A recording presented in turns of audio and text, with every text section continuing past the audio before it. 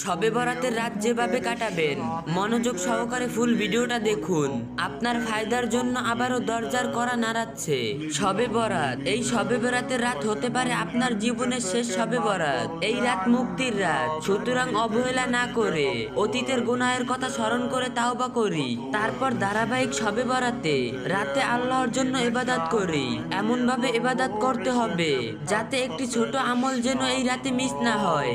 যেভাবে সারা রাত ইবাদত করব, খুব মনোযোগ দিয়ে অজু করবেন, অজুর শেষে কালিমায়ে শাহাদাত পড়বেন, সারা রাত অজুর সাথে থাকার চেষ্টা করবেন, এতে অনেক সওয়াব আছে।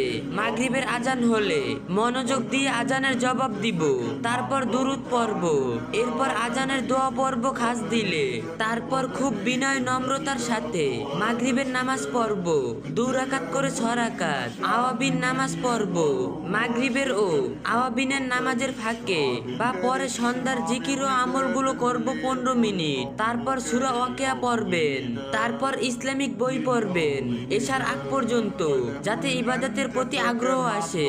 বিশেষ করে তাওবা সম্পর্কে বই পড়বেন যাতে খাঁটি তাওবার নসিব হয়। জান্নাতের নিয়ামত সম্পর্কে পড়বেন যাতে জান্নাত পাওয়ার আশার আমল করতে পারেন, এবং জাহান্নামের শাস্তি সম্পর্কে পড়বেন যাতে জাহান্নামের কঠিন আযাবের কথা স্মরণ করে ইবাদত ও তাওবা করা যায়। তারপর অনুরূপ এশার নামাজ পড়বেন।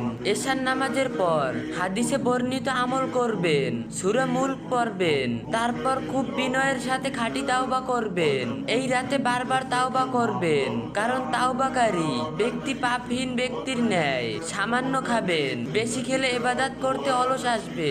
খাইতে সময় কম নিবেন। এই রাতে অন্য গল্প করা বাদ দিবেন। এই রাতে অবহেলা করে সময় নষ্ট করবেন না। শবে বরাত নামে আলাদা কোনো নামাজ নাই, তবে কিছু কিতাবে 100 রাকাত, সর্বনিম্ন 14 রাকাত পড়ার কথা রয়েছে। 2 রাকাত করে নফলের নিয়তে যত রাকাত ইচ্ছা নফল নামাজ পড়বেন ইখলাসের সাথে। 2 রাকাতের মাঝখানে তাওবা ও দোয়া করবেন, কোরআন তেলাওয়াত করবেন, যত বেশি পড়বেন ভালো। সালাতুত তাসবিহ নামাজ পড়বেন, কমপক্ষে 1000 বার করে। দুরূদ ও ইস্তেগফার করবেন, সুবহানাল্লাহ, আলহামদুলিল্লাহ, আল্লাহু আকবার 100 বার করে পড়বেন। সুবহানাল্লাহি ওয়া বিহামদিহি 100 বার পড়বেন। সুবহানা রাব্বি ওয়া বিহামদিহি 100 বার পড়বেন। হাসবুনাল্লাহু ওয়া নি'মাল ওয়াকিল ওয়া নি'মাল মাওলা ওয়া নি'মান নাসির যতবার ইচ্ছা পড়বেন। লা ইলাহা ইল্লাল্লাহু 100 বার পড়বেন।